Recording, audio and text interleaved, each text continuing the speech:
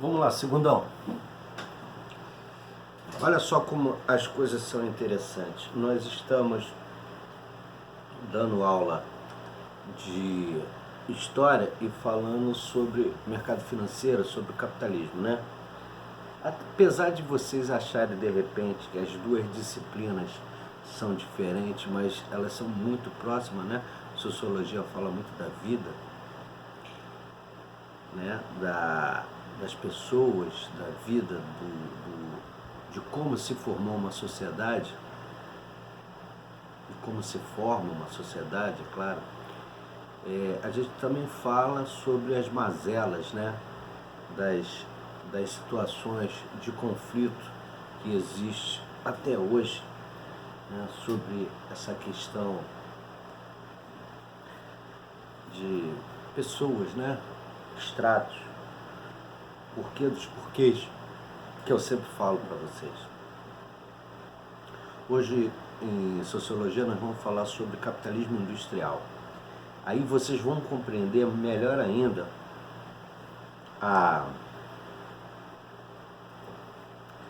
o que a gente está dando em história, né? Sobre Revolução Industrial, né? E mais adiante a gente vai falar sobre monopólio, oligopólio, trust, como é que se formou isso tudo. Então, eu vou ler um texto bem rápido para vocês, para não ficar uma coisa muito, uma mesmice, mas tem tudo a ver, mas não é a mesma coisa que a gente está dando em história. Ele fala assim: o capitalismo industrial é uma nova fase do sistema econômico, surgindo em meio a um processo de revolução política e tecnológica. O que a gente falou na Revolução Industrial de tecnologia, das mudanças tecnológicas que houve, né? Na segunda fase da metade do século XVIII, a partir daí ocorre a lenta superação do capitalismo comercial, ou seja, nós tínhamos aquele capitalismo que comercializava produtos, mas ainda muito manufaturado, ou até mesmo manufaturado. Uma pessoa fazia todo o processo, né? E mais adiante a visão se mudou, né? A visão foi outra, quando houve os burgueses investindo nas grandes indústrias, né? Ou nas pequenas indústrias, para que elas virassem grandes indústrias e ganhando uma pequena parcela do lucro. Aí o texto fala assim: mais conhecido como mercantilismo, que surgiu no final do século XIV e vigorou até então. Diversos fatores econômicos, sociais e políticos contribuíram para o desenvolvimento do capitalismo industrial. A economia, o grande impacto foi trazido pelas transformações técnicas e no modo de produção. Olha que a gente falou em história da questão do investimento e da mudança, né, nessa produção. A máquina se tornou mais importante que a mão de obra. Nas fábricas, a produção era dividida em etapas, em série. Começou a produção seriada. Ao invés de uma pessoa fazer um produto só, começou a divisão, né? Que eles chamam de fases seriadas, né? De séries. Cada trabalhador executava uma única tarefa, sempre do mesmo modo. A especialização ou divisão do trabalho, esse processo ficou conhecido como Revolução Industrial e teve início na Inglaterra, ou seja, passou de ser manufatura para ser produzidos em várias etapas, em grandes escalas.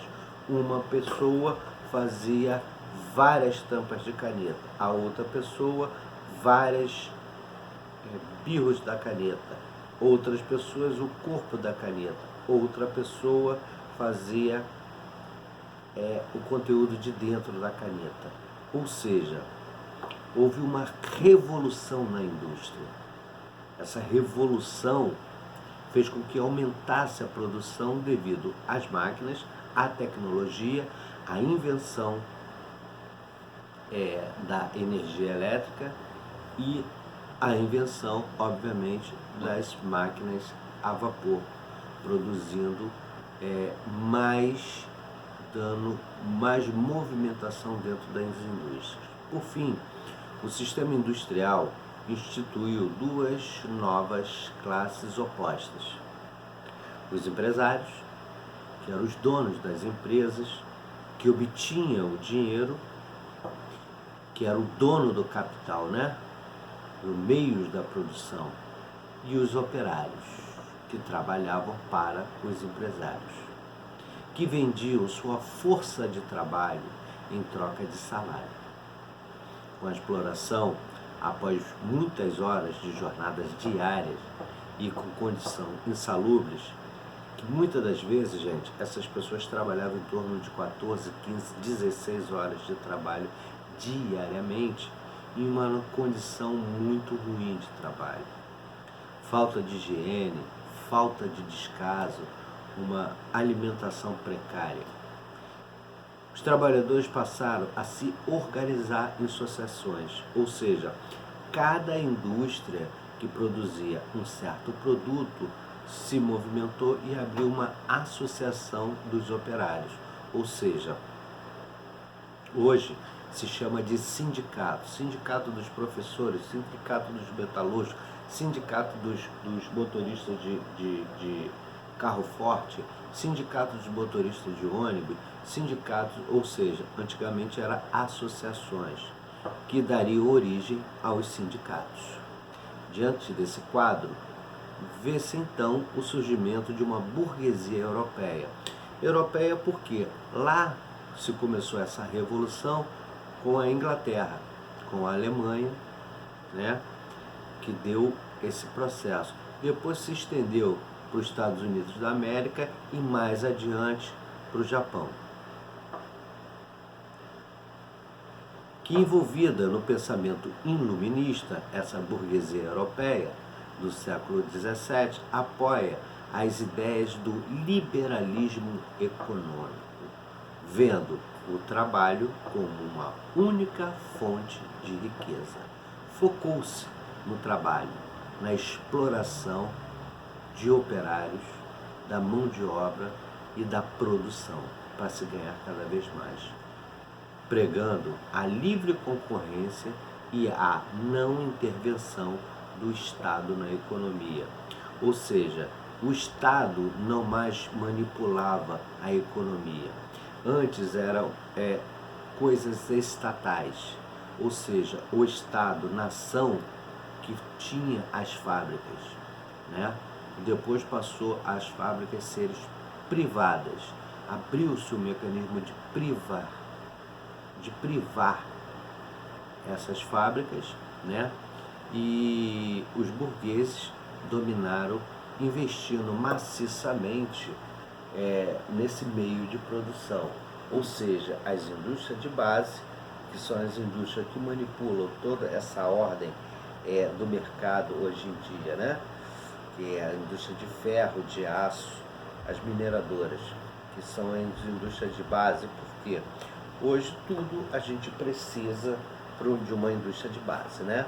O ferro que faz a casa, o ferro que faz as rodovias, as ferrovias, os grandes navios, os grandes cargueiros são feitos de aço ou de ferro,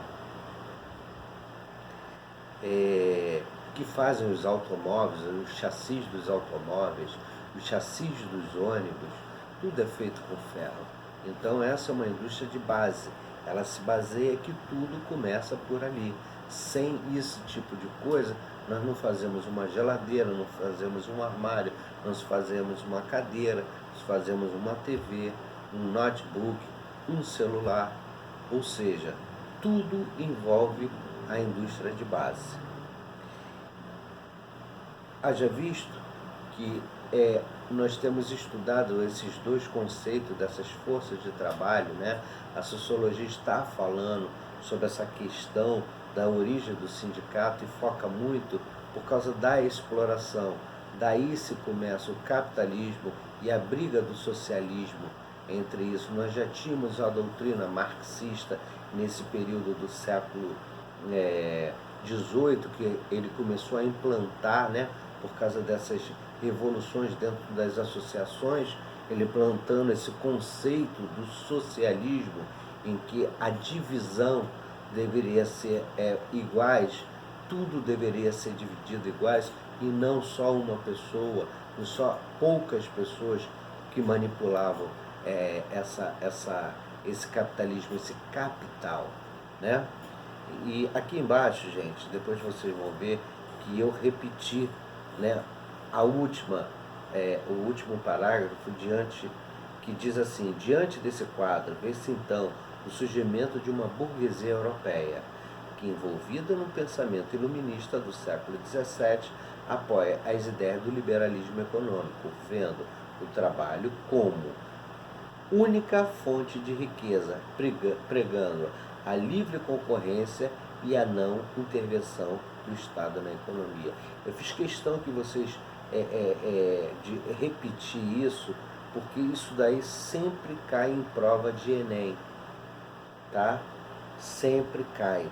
Então é muito importante que vocês foquem nesse último aqui, parágrafo, para que vocês tenham consciência de algumas coisas e possam fazer futuramente uma prova baseada em cima disso, da consciência que começou-se com a burguesia, envolvida no pensamento iluminista do século XVII, e posteriormente uma revolução no século XVIII, no século XIX, que já foi a segunda revolução industrial, que foi dos meios de comunicação, né? Então é muito importante que vocês saibam disso. Gente, vou parar por aí. Mais uma vez, um beijo no coração de vocês. Só um minutinho, eu já volto.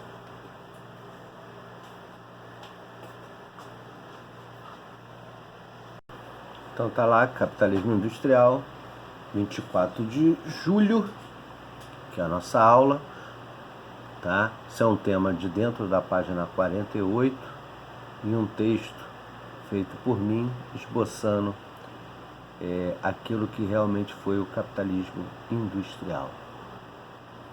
O texto mostra muito bem essa mudança, essa transformação. Tá bom? Aqui embaixo, como eu falei, eu repeti aquilo que havia dito para que vocês foquem nisso que foi dito. Obrigado, gente. Fique com Deus.